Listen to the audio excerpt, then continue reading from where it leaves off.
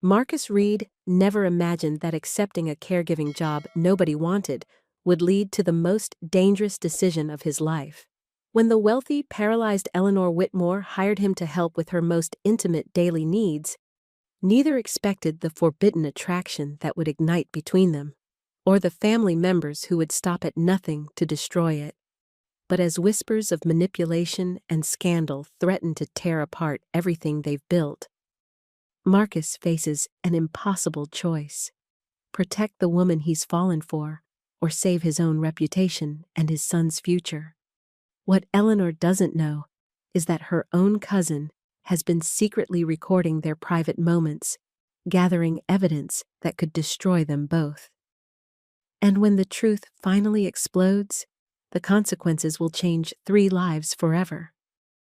If you're watching this story unfold, hit subscribe and tell me where you're watching from, because you won't believe what happens next. Marcus Reed stood at his kitchen sink, washing breakfast dishes while his 8-year-old son Caleb finished his cereal at the small table behind him. The morning sunlight filtered through their apartment's single window, casting long shadows across the worn linoleum floor. Marcus glanced at the stack of bills on the counter: rent, utilities, Caleb's school supplies. The numbers didn't add up, no matter how many times he'd calculated them. "Dad, you okay?" Caleb asked, his spoon clinking against the empty bowl. Marcus turned around and smiled at his son. Caleb had his mother's gentle eyes and quick mind. Sometimes Marcus saw so much of Sarah in the boy that it took his breath away. "I'm fine, buddy. Just thinking about work stuff." Caleb nodded and carried his bowl to the sink. He was small for his age, but moved with quiet confidence. "Mrs. Johnson said she can pick me up from school if you're running late again." Marcus felt a familiar twist in his chest. His son shouldn't have to worry about these things. At 8 years old, Caleb already understood more about their situation than Marcus wished he did. "Thanks, but I'll be there on time today." Marcus dried his hands on a dish towel. "Go brush your teeth. The bus comes in 10 minutes. As Caleb disappeared into their tiny bathroom, Marcus's phone rang. Unknown number. Usually, he'd let it go to voicemail, but with his current financial situation, he couldn't afford to miss any opportunities. "Hello? Is this Marcus Reed, the certified caregiver?" "Yes, it is. This is Jennifer from Comfort Care Agency. I have a position that might interest you. High pay, but I'll be honest, it's challenging. We've had 5 caregivers quit in the past month." Marcus sat down at the table. "What kind of challenging?" "The client is a 35-year-old woman, paralyzed from the waist down after a car accident 2 years ago. She's difficult, very demanding. The last caregiver said she was impossible to work with." "What's the pay?" $4,000 a week. Full-time, live-in option available if needed. But Marcus, I'm telling you, this woman has driven away some of our best people. She's wealthy, used to getting her way, and doesn't seem to want help from anyone. $4,000 a week. Marcus's current part-time jobs barely brought in that much in a month. He looked at the bills on the counter, then heard Caleb humming in the bathroom. "What would my duties include?" "Basic care, bathing, dressing, mobility assistance, physical therapy support. The client has a full staff for cooking and cleaning, but she insists on one primary caregiver for personal care." Marcus had been a caregiver for 6 years. He'd worked with difficult clients before. Rich people who thought money could buy respect. Elderly patients who took out their frustration on whoever was closest. But he'd never walked away from someone who genuinely needed help. "When can I interview?" Jennifer paused. "Are you sure? I don't want to waste anyone's time."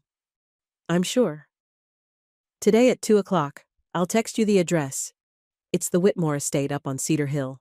Big white house with iron gates. You can't miss it." Marcus wrote down the details. After he hung up, Caleb emerged from the bathroom with toothpaste foam still on his chin. Dad, you look worried. Marcus wiped his son's face with the dish towel. Just thinking about a new job possibility. Good worried or bad worried? Sometimes Caleb's insight amazed him. Good worried, I think. The bus honked outside their window. Marcus walked Caleb to the door and kissed the top of his head. I love you, buddy. Love you too, Dad. Good luck with your job thing. Marcus watched from the window as Caleb climbed onto the bus and waved. The bus pulled away, leaving Marcus alone with his thoughts and the address Jennifer had texted him. At 1:50 that afternoon, Marcus parked his 10-year-old Honda at the bottom of a long, winding driveway. The Whitmore estate sat on top of Cedar Hill like something from a magazine. The house was massive, white stone with tall windows and perfectly manicured gardens. Iron gates stood open, but Marcus felt like he was entering a different world. He'd changed into his best slacks and button-down shirt. His shoes were old but polished. He'd learned long ago that first impressions mattered, especially when people already had reasons to doubt you. The front door opened before he could knock. A woman in her late 50s stood there, wearing a crisp gray dress and an expression that suggested she was sizing him up. Mr. Reed? Yes, ma'am. I'm Helen Moore, estate manager. Please come in.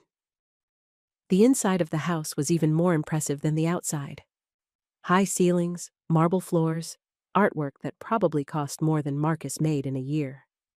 But despite all the luxury, something felt cold about the place, like a museum instead of a home. Helen led him to a sitting room with leather furniture and heavy curtains. Please, have a seat. Would you like coffee or water? Water would be fine, thank you. She left and returned with a crystal glass. Marcus took a small sip and set it carefully on a coaster. I'll be direct with you, Mr. Reed. Miss Whitmore is not an easy person to work with. She's intelligent, strong-willed, and doesn't suffer fools. She's been through 5 caregivers in 4 weeks. What happened to them? 2 quit after the first day. One lasted 3 days. Another made it a week before she reduced him to tears. The last one said she was, and I quote, impossible and cruel. Marcus nodded. What does she need help with? Everything. Bathing, dressing, transferring from bed to wheelchair. She has limited mobility in her legs and no feeling below her waist. The accident left her completely dependent on others for basic functions. That must be hard for someone who's used to being independent. Helen's expression softened slightly. It is. Before the accident, Miss Whitmore ran a multi-million-dollar company. She was used to controlling every aspect of her life. Now she can't even bathe herself. How did the accident happen? Car crash. Drunk driver ran a red light and hit her car head-on. The other driver walked away without a scratch. Miss Whitmore spent 6 months in hospitals and rehabilitation centers. Marcus felt a familiar ache. He'd worked with accident victims before. The anger was often harder to deal with than the physical limitations. Why does she go through so many caregivers? Helen hesitated. She tests people, pushes them to see how much they'll take before they quit. She doesn't trust easily, and she's afraid of being vulnerable.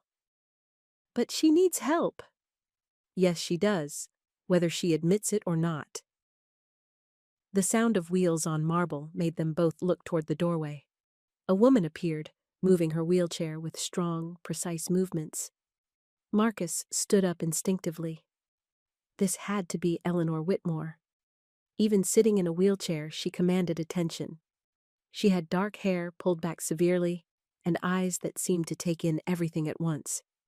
Her face was beautiful, but set in hard lines, like she was constantly bracing for battle. She looked Marcus up and down without speaking. Miss Whitmore, Helen said. This is Marcus Reed. He's here about the caregiver position. Eleanor's gaze never left Marcus's face. Have you told him what the job involves? We were discussing it. Did you mention the bathing?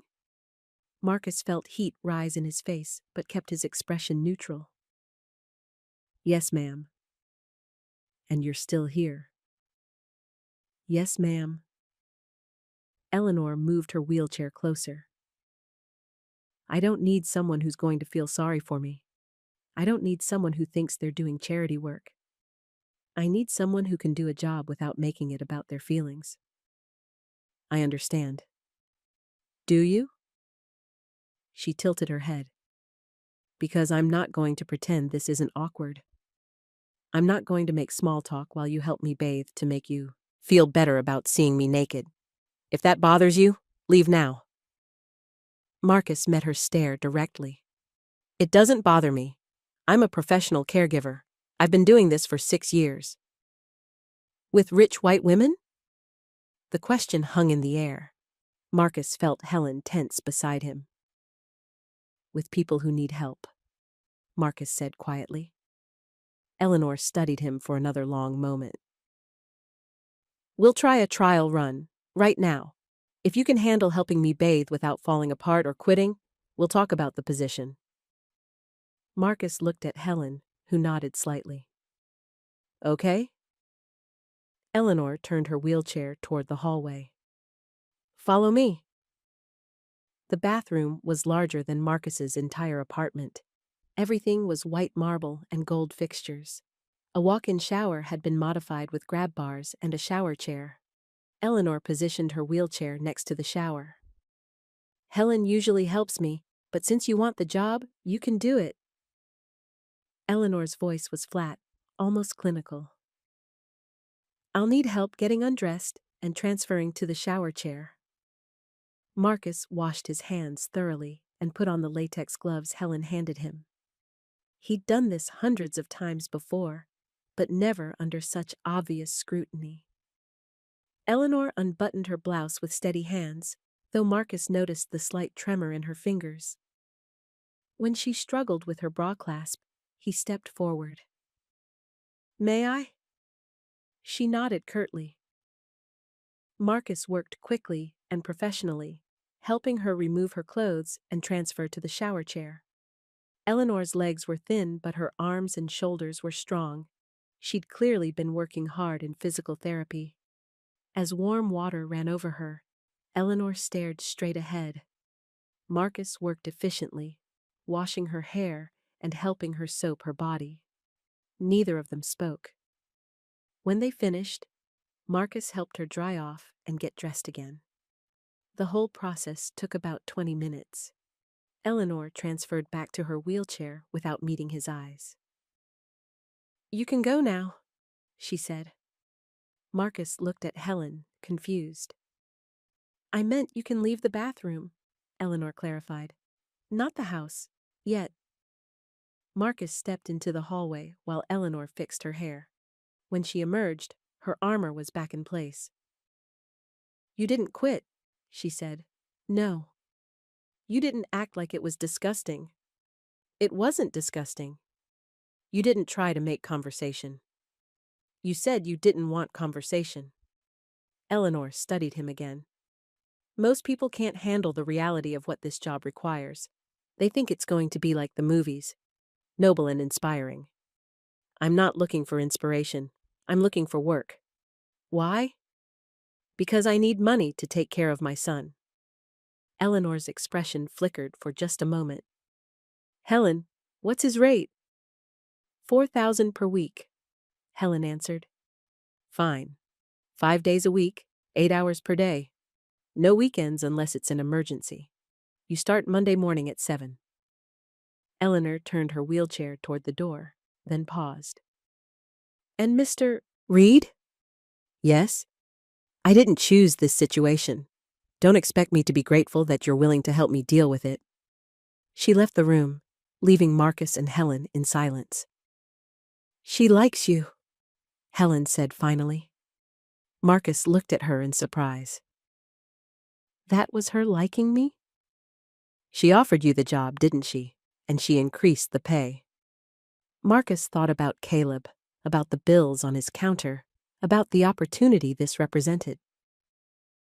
When do I start? Monday morning, 7 sharp. Don't be late. She hates when people are late. As Marcus walked back to his car, he felt a mixture of relief and apprehension. $4,000 a week would change everything for him and Caleb. But Eleanor Whitmore was unlike any client he'd ever worked with. He thought about what she'd said, that she didn't choose this situation. None of them had.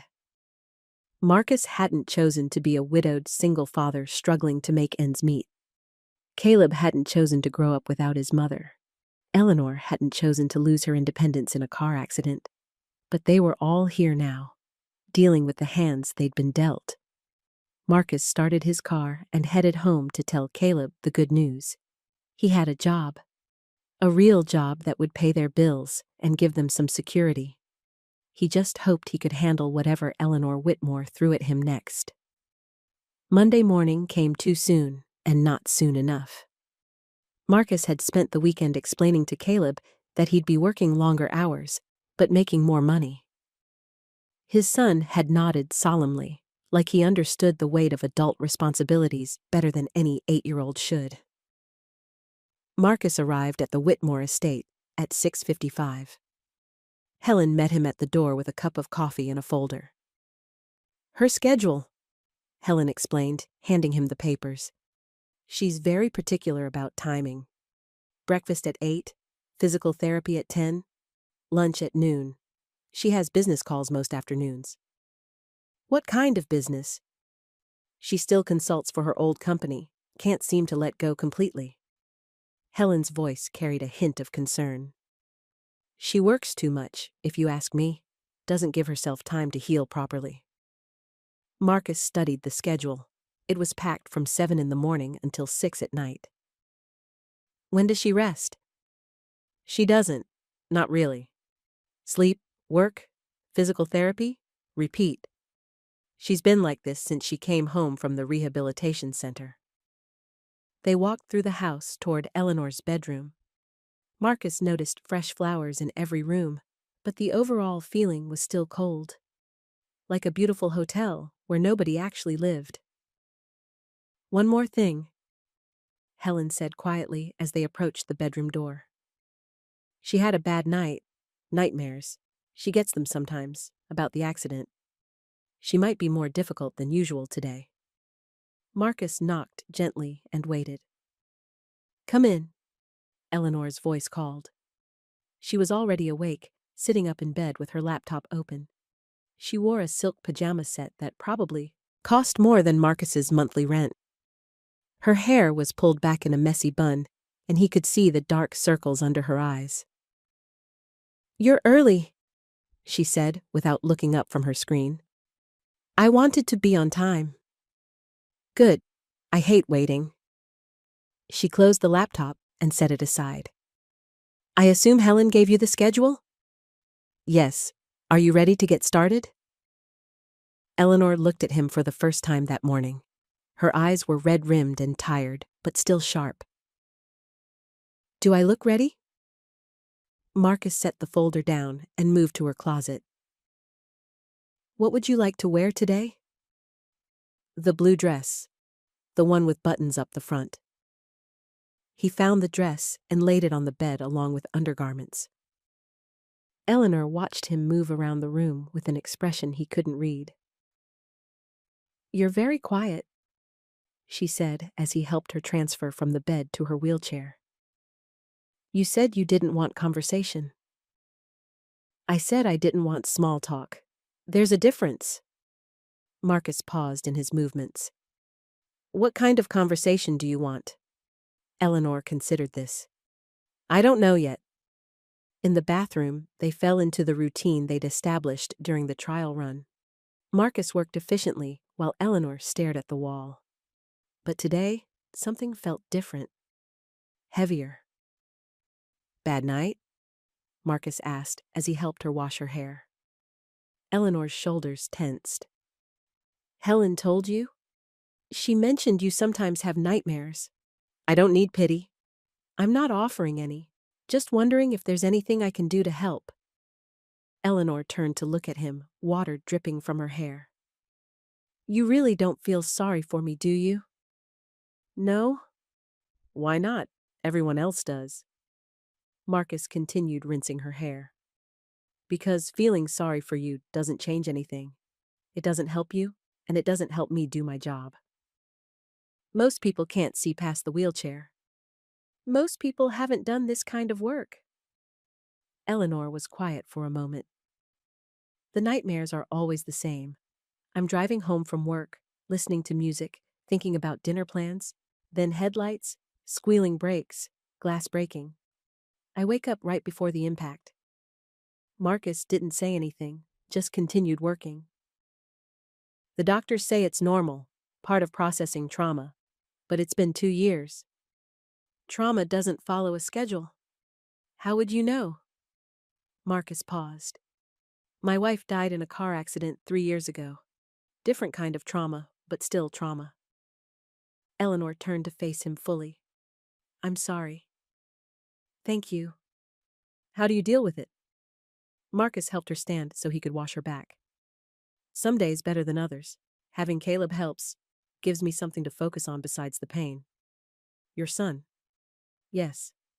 How old? 8. Eleanor nodded. That's young to lose a mother. Yeah, it is.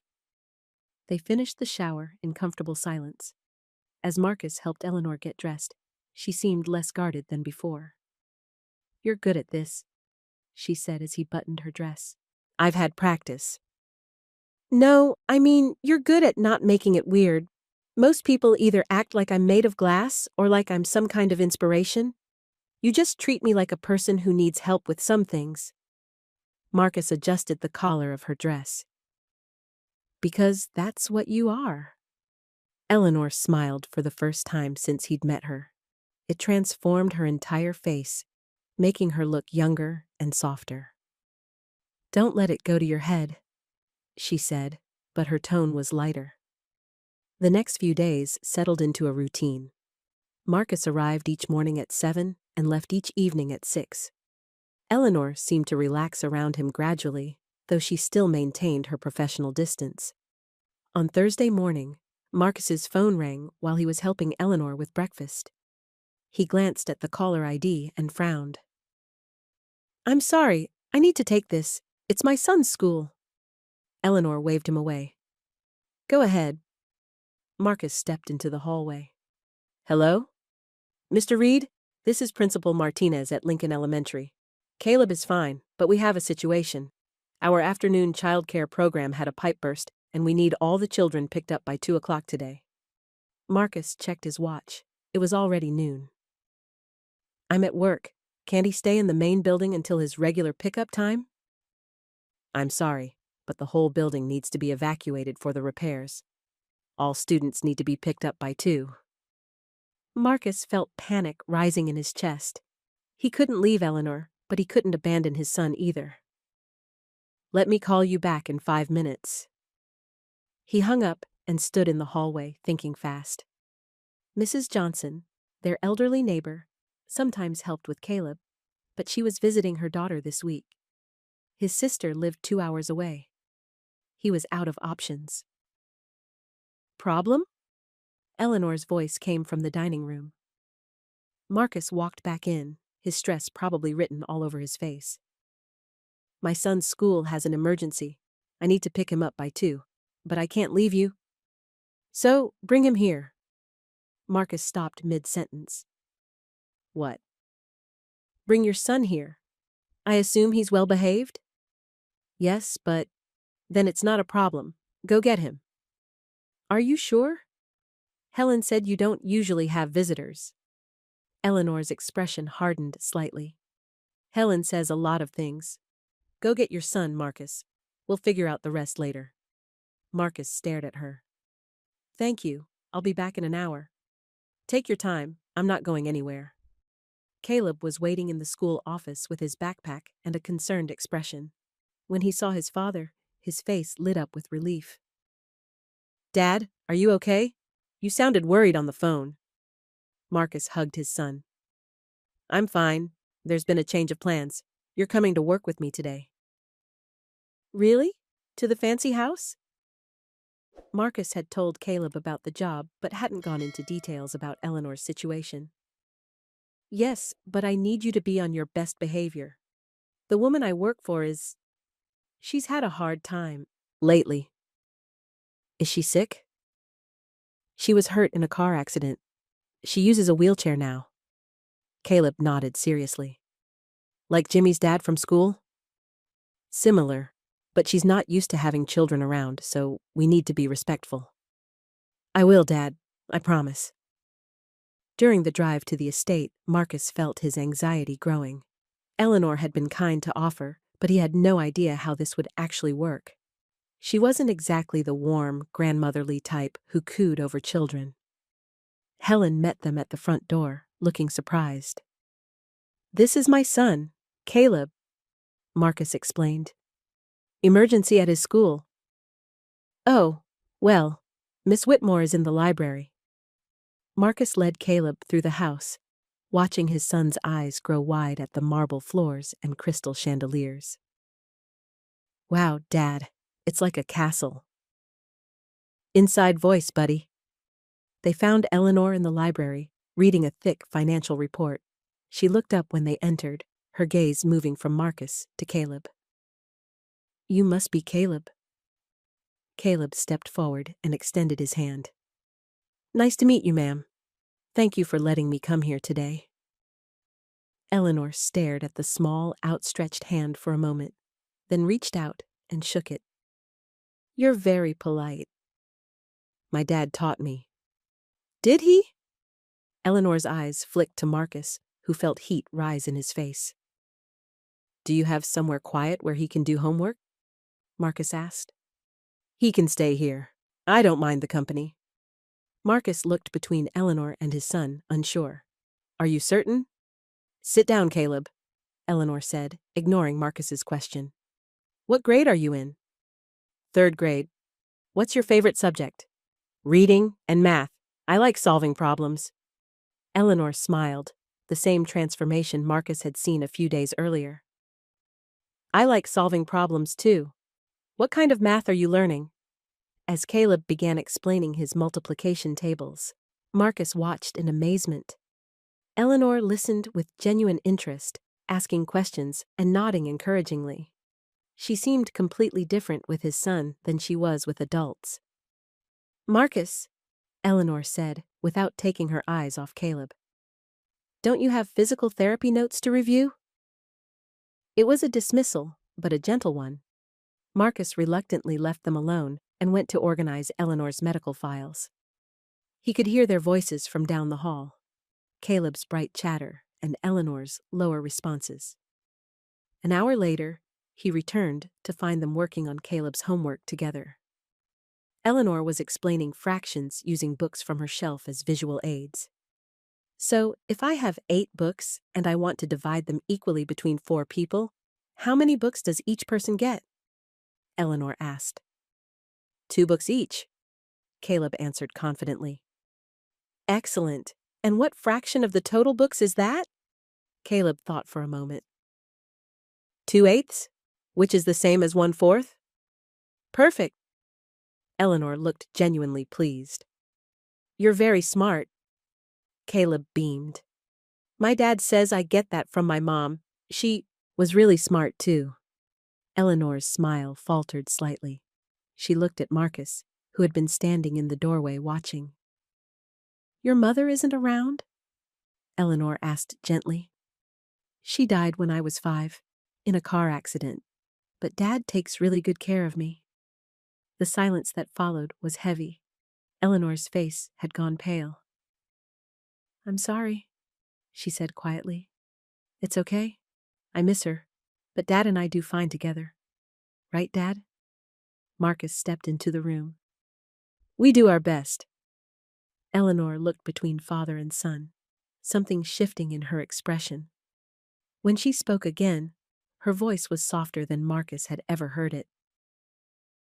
Would you like to see the garden, Caleb? I have a greenhouse with some interesting plants. Can I, Dad? Marcus nodded, still processing what he'd just witnessed. Eleanor had been gentle with Caleb in a way she'd never been with any adult Marcus had seen her interact with. They spent the rest of the afternoon in the greenhouse. Eleanor showed Caleb her orchid collection and explained how different plants needed different care. Caleb listened with rapt attention, asking thoughtful questions and making observations that seemed to delight Eleanor. "You could be a botanist," she told him as they examined a particularly exotic flower. "What's that?" "Someone who studies plants. It's important work. Plants help clean our air and provide food and medicine." "Could I work with plants and still help people like my dad does?" Eleanor looked at Marcus, who was watering nearby plants. "Yes, I think you could do both." When it was time to leave, Caleb hugged Eleanor goodbye without hesitation. She stiffened for a moment, then awkwardly patted his back. "Thank you for teaching me about fractions and plants," Caleb said. "Thank you for keeping me company." In the car, Caleb chattered excitedly about his afternoon. "She's really nice, Dad. And smart. She knows about everything." "Did you have a good time?" "The best. Can I come back sometime?" Marcus glanced in the rearview mirror at his son's hopeful face. "We'll see."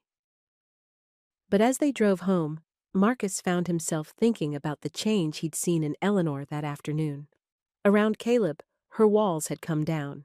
She'd laughed, smiled genuinely, and shown a kindness that seemed to surprise even her. For the first time, Marcus wondered if there was more to Eleanor Whitmore than the angry, defensive woman he'd been hired to help. Maybe, underneath all that armor, was someone who was just as lonely as she was afraid. The next morning, Eleanor was different. Marcus noticed it immediately when he arrived for work. She was waiting for him in the dining room, dressed and ready, with an extra cup of coffee on the table. "Good morning," she said, and her voice carried a warmth that hadn't been there before. "Morning. You're up early." "I wanted to thank you properly for bringing Caleb yesterday." She paused, looking down at her hands. "I haven't talked to a child since the accident. I'd forgotten how honest they are, how uncomplicated." Marcus sat down across from her. "He really enjoyed meeting you." "Did he? I wasn't sure. I'm not used to children anymore." "You were great with him. Natural." Eleanor looked surprised. "I used to want kids. Before the accident, I was actually thinking about starting a family. Funny how life changes everything." It was the most personal thing she'd ever shared with him. Marcus felt like he was seeing her real self for the first time. "It's not too late," he said carefully. Eleanor's expression closed off slightly. "Some things become impossible, Marcus. I've accepted that." Before he could respond, Helen appeared in the doorway. "Miss Whitmore, your cousin Victoria is on the phone. She says it's urgent." Eleanor sighed. "Transfer it to my office. I'll take it there." Marcus helped her to her office, a spacious room with floor-to-ceiling windows overlooking the garden. Eleanor positioned herself behind a massive desk and picked up the phone. "Victoria, what's so urgent?" Eleanor listened for a moment, then rolled her eyes. "No, I can't attend the charity gala. We've been through this. I don't care what people think."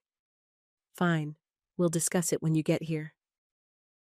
She hung up and looked at Marcus apologetically. "My cousin is coming for lunch. She likes to manage my life for me." "Would you prefer I stay out of the way?" "Actually, I'd prefer you stay close. Victoria can be overwhelming." Victoria Lang arrived at noon in a silver Mercedes and a cloud of expensive perfume. She was tall, blonde, and carried herself with the confidence of someone who'd never been told no. When Helen introduced her to Marcus, her smile was bright, but her eyes were calculating. "So you're Eleanor's new caregiver," Victoria said, looking him up and down. "How long have you been doing this kind of work?" 6 years, Marcus replied politely. "And before that?" Eleanor wheeled into the room before Marcus could answer.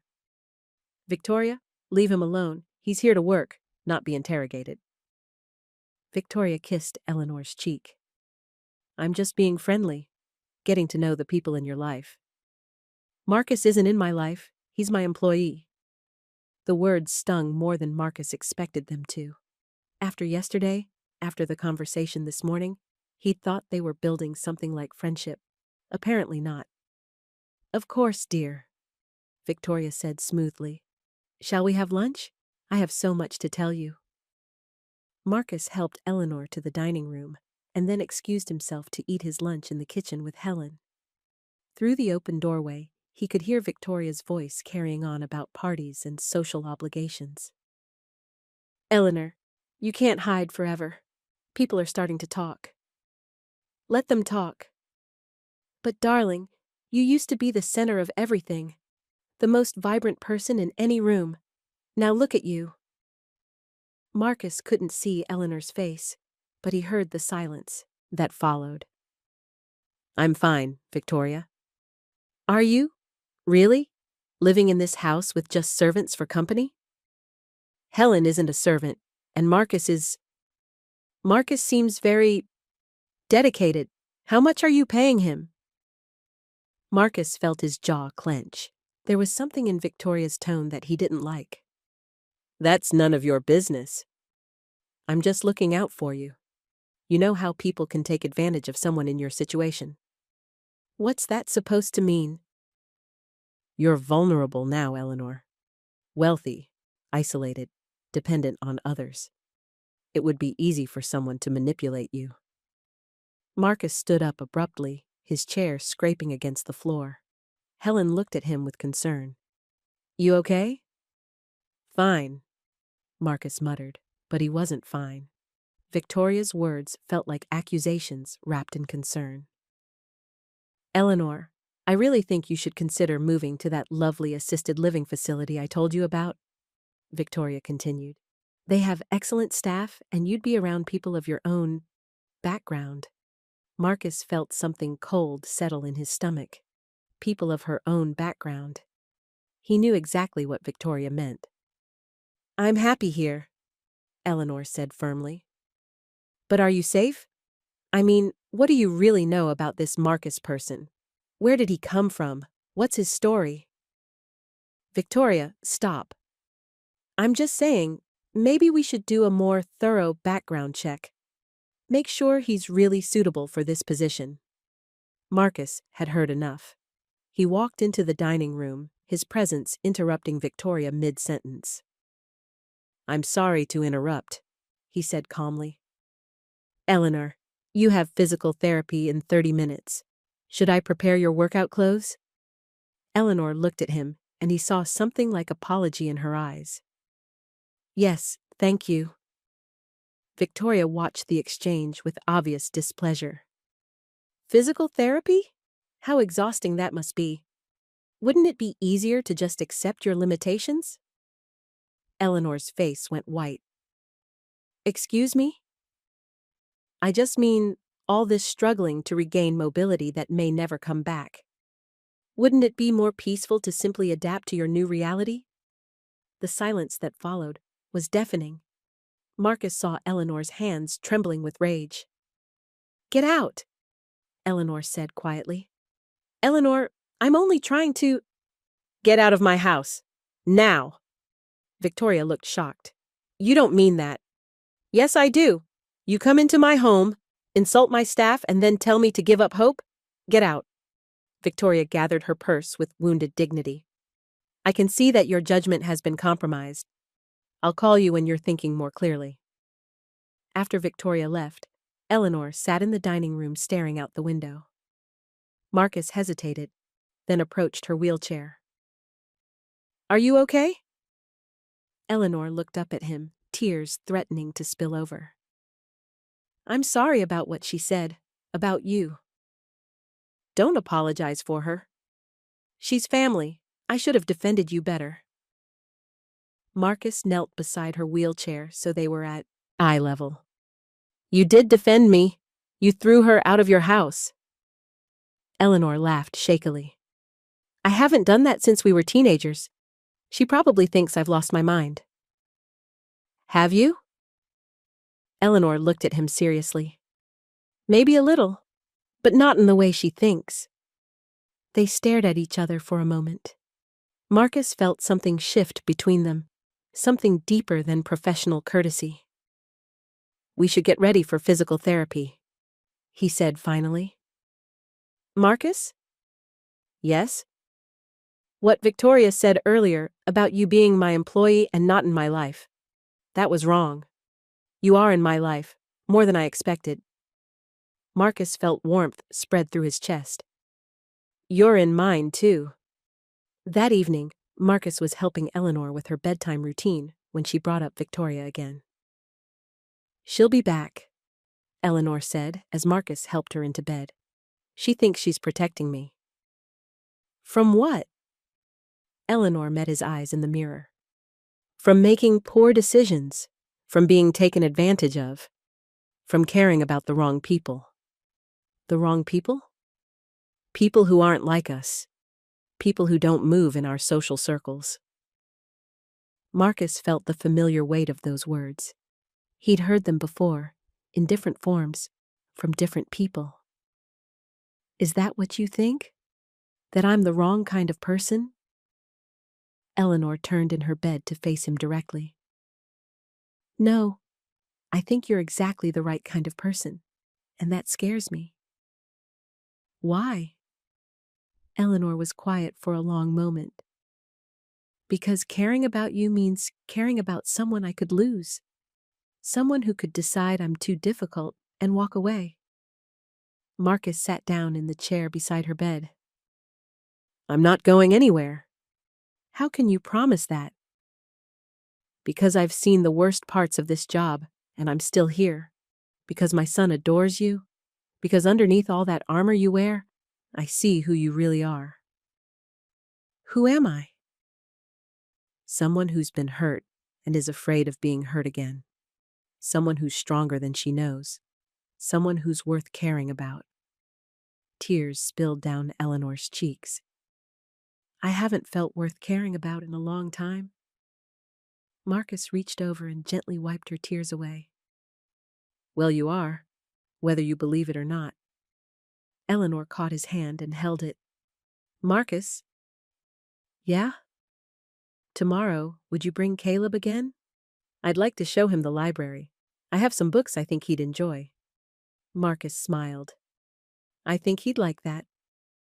As he prepared to leave, Eleanor called his name one more time. Thank you, for staying, for not letting Victoria's words drive you away. It would take a lot more than Victoria to drive me away. What would it take?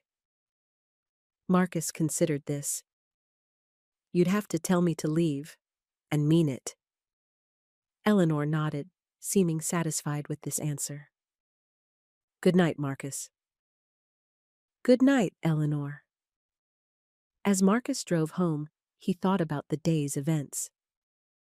Victoria's visit had been unpleasant, but it had also forced Eleanor to make a choice. She'd chosen to defend him, to trust him, to let him matter to her. It was progress. Messy, complicated progress, but progress nonetheless. When he arrived home, Caleb was waiting up despite it being past his bedtime. Dad, how was Miss Eleanor today? Is she still nice? Marcus hugged his son.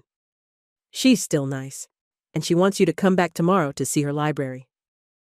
Caleb's face lit up. Really? She has a library? A big one, with lots of books.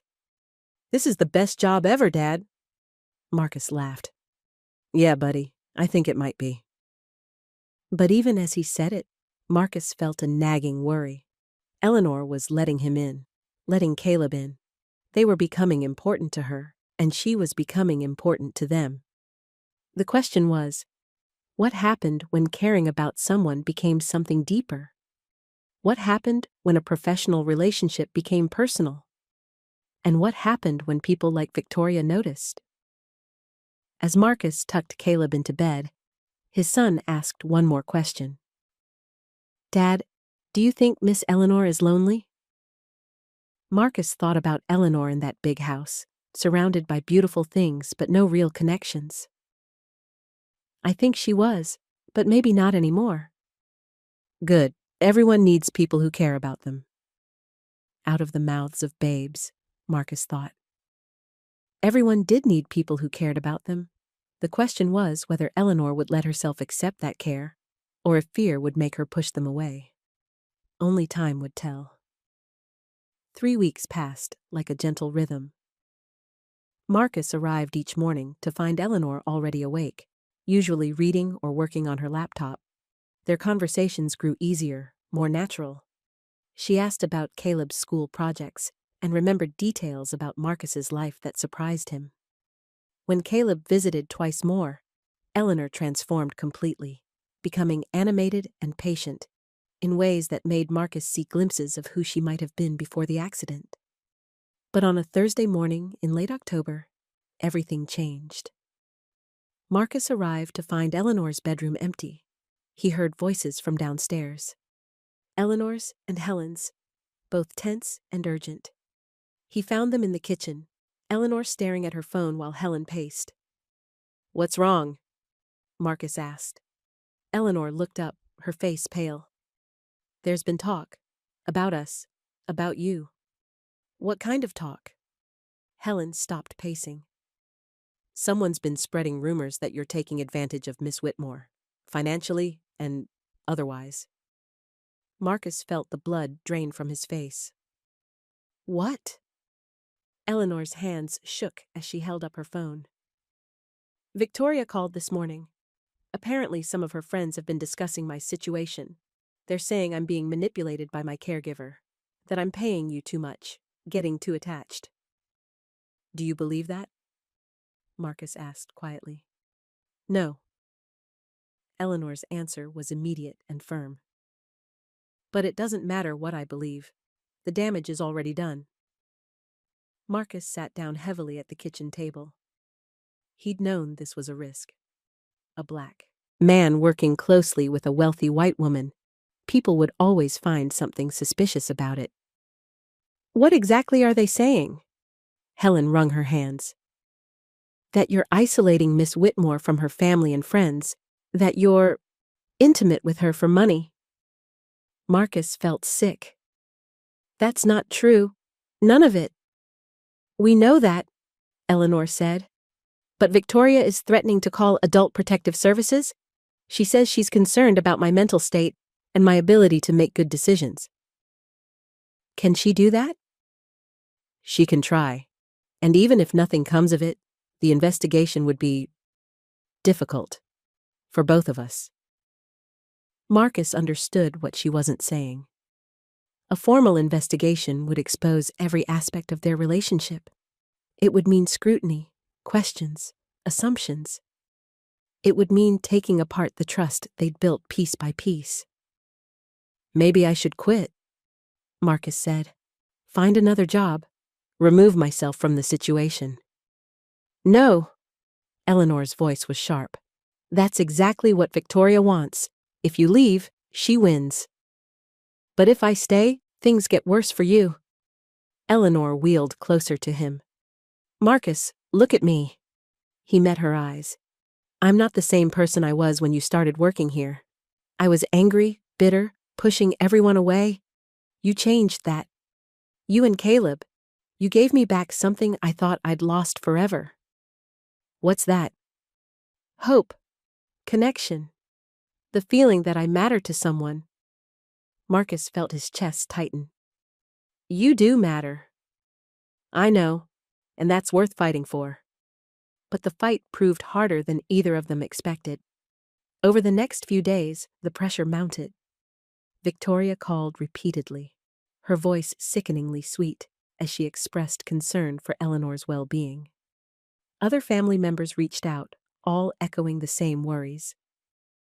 Marcus began to notice staff members whispering when he passed.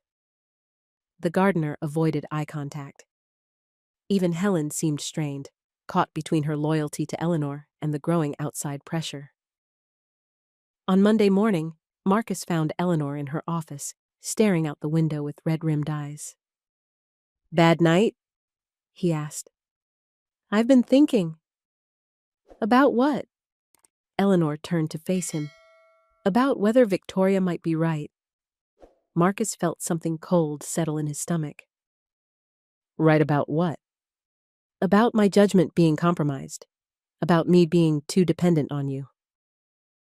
Eleanor. Look at the facts, Marcus. I've changed my entire routine around your schedule. I look forward to your son's visits more than anything else in my week. I defend you to my family. She paused, seeming to struggle with her words. I care about you more than I should. There's nothing wrong with caring about someone. Isn't there? When that someone is paid to be in your life? The words hit Marcus like a physical blow. Is that what you think this is? That I'm only here for the money? Eleanor's face crumpled. I don't know what to think anymore. Everyone keeps telling me I'm being naive, that I can't see clearly because of my situation. Marcus knelt beside her wheelchair. Look at me, Eleanor. Really look at me. She met his eyes reluctantly. Do I seem like someone who's pretending? Do my feelings seem fake to you? No, she whispered. Then why are you listening to people who don't know us, who don't see what we've built together? Because maybe they're right. Maybe I am vulnerable and making bad decisions. Marcus felt frustration building. So what are you saying? Eleanor took a shaky breath. I think we need some space. Some time apart to think clearly. You're firing me. I'm giving us both a chance to figure out what's real. Marcus stood up, feeling like the ground was shifting beneath his feet. This is real, Eleanor. What we have is real. How can I be sure? How can either of us be sure when there's money and power and dependency all mixed up in it? Marcus stared at her, seeing the fear in her eyes. She was scared of the rumors, of the pressure, but most of all, of trusting her own heart. Fine, he said quietly. If that's what you want. It's not what I want, Eleanor said, tears spilling down her cheeks. It's what I need to do. For how long? I don't know. Marcus nodded slowly. I'll pack my things. Marcus, please understand. I understand perfectly. When people pressure you, you push away the one person who actually cares about you. He left the room before she could respond. The next 2 weeks were the longest of Marcus's life. He found temporary work with another agency, but his heart wasn't in it. Caleb asked repeatedly when they could visit Miss Eleanor again, and Marcus struggled to explain why they couldn't. Did we do something wrong, Dad? Caleb asked one evening as they ate dinner. Nobody. Sometimes grown-ups make things complicated. Is Miss Eleanor okay?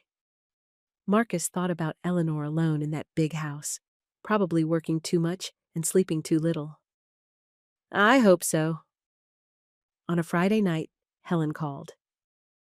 She's not eating, Helen said without preamble. She's lost weight. She stays in her room most of the day, just working on her laptop. Helen, I can't. She misses you, both of you. She won't admit it, but I can see it. She made her choice. She made a scared choice. There's a difference. Marcus sat down on his couch, feeling exhausted. What do you want me to do? Come see her, please, as a friend, not an employee. I don't think that's a good idea. Marcus, she's giving up, just like she did after the accident. You and Caleb brought her back to life. Without you, she's disappearing again. After Helen hung up, Marcus sat in his quiet apartment, thinking. Caleb was asleep in his room, probably dreaming about Miss Eleanor's garden and her books and her gentle questions about his day. Marcus had been hurt by Eleanor's decision, but he understood it too. She'd spent 2 years having people tell her she couldn't trust her own judgment. When the pressure mounted, she'd retreated to what felt safe. But safe wasn't always right. On Saturday morning, Marcus made a decision. "Caleb, how would you feel about visiting Miss Eleanor today?" His son's face lit up like Christmas morning. "Really? We can see her?" "We can try." They drove to the estate in comfortable silence. Marcus felt nervous as they approached the iron gates, unsure of their welcome. Helen met them at the door, her face showing relief. "She's in the greenhouse," Helen said. "She's been spending a lot of time there lately." Marcus and Caleb walked through the garden toward the greenhouse. Through the glass walls, Marcus could see Eleanor in her wheelchair, staring at a wilted orchid. Caleb knocked on the doorframe. "Miss Eleanor?" Eleanor turned, and Marcus saw her face transform when she spotted Caleb.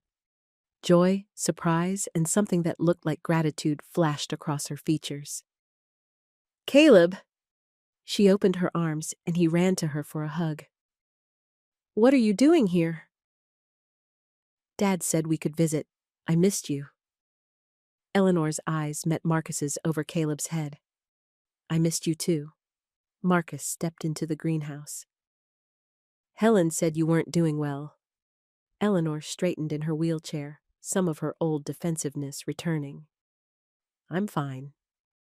"Are you?" Caleb looked between them, sensing the tension. "Are you sad, Miss Eleanor?" Eleanor's composure cracked. "A little bit." "Why?" "Because I made a mistake. I pushed away people I care about because I was scared." "Scared of what?" Eleanor looked at Marcus again. "Scared of trusting myself. Scared of believing that someone could care about me for who I am, not what I have." Marcus felt his anger melting away. "Eleanor." "No, let me say this. Please." She took a shaky breath. "I was wrong to send you away.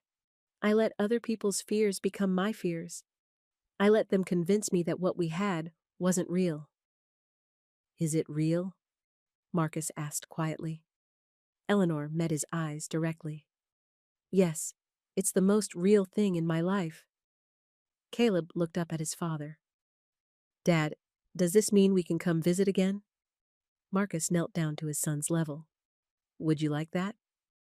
"More than anything." Marcus stood and walked closer to Eleanor's wheelchair. "It won't be easy.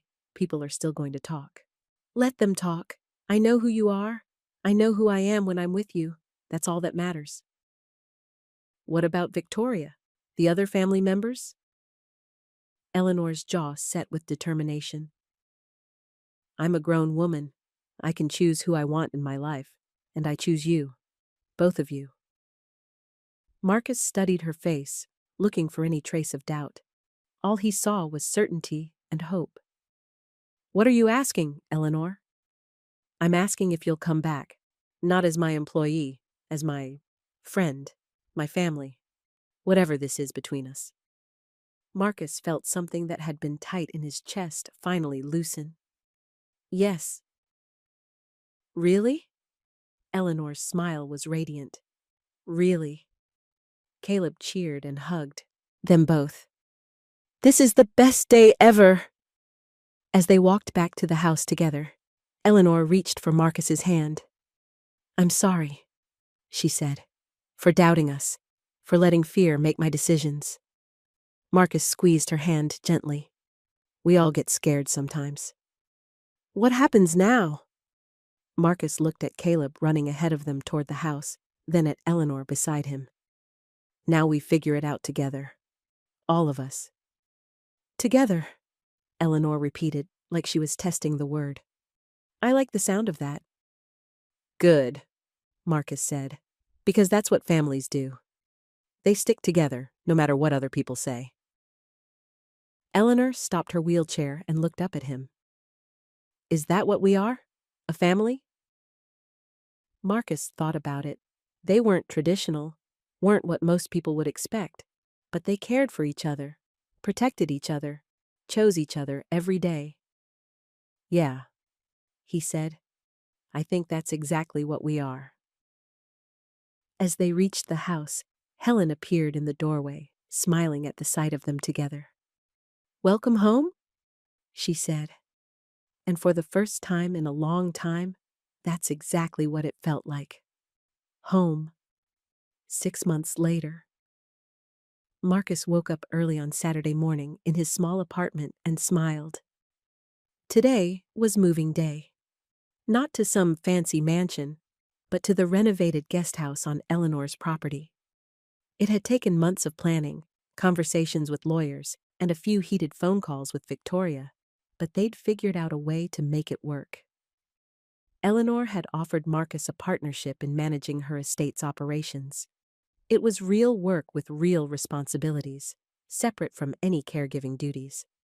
They'd hire professional medical staff for Eleanor's physical care to remove any appearance of impropriety.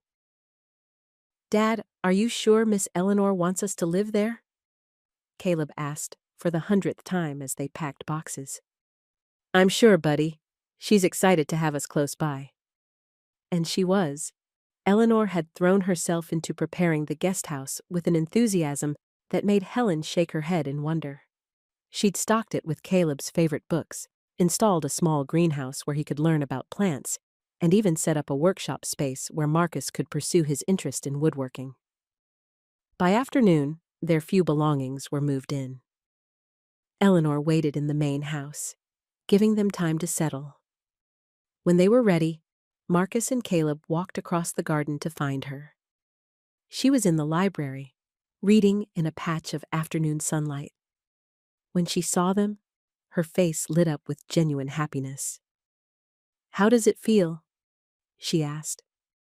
"Like home," Caleb said immediately. Eleanor looked at Marcus. "And you?"